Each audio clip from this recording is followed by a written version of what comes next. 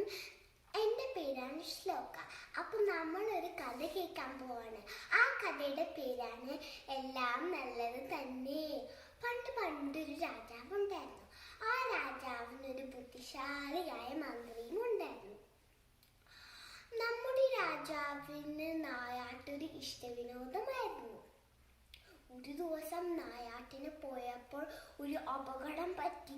രാജാവിന്റെ കൈ മുറിഞ്ഞ് ചോര വരാൻ തുടങ്ങി.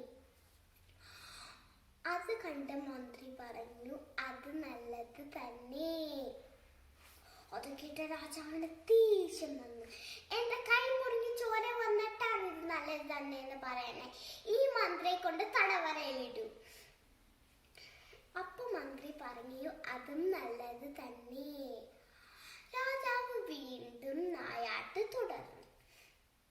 പെട്ടെന്ന് ഒരു സിംഹം രാജാവിന്റെ ഭടന്മാര് 4 ദിക്കിലും ചിതറി ഓടി മരത്തിന്റെ മുകളിൽ കയറി.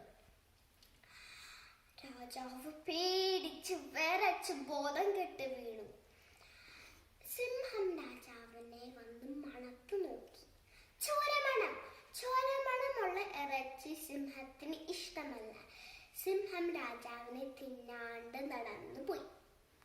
അപ്പോഴാണ് രാജാവിന് മനസ്സിലായത്, രാജാവിന്റെ കൈ മുറിഞ്ഞ് ചോര വന്നില്ലായിരുന്നെങ്കിൽ ആ സിംഹം രാജാവിനെ തിന്നേനെ. അപ്പൊ രാജാവ് ഭടന്മാരോട് പറഞ്ഞു, മന്ത്രിയെ തടവറയെന്ന് മോചിപ്പിക്കും. അപ്പോ രാജാവ് മന്ത്രി കണ്ട ഉടനെ പറഞ്ഞു, അല്ലയോ മന്ത്രി, എനിക്കൊരു തെറ്റ് പറ്റി. എന്റെ കൈ മുറിഞ്ഞ് ചോര വന്നില്ലായിരുന്നെങ്കിൽ ആ സിംഹം എന്നെ തിന്നേനെ.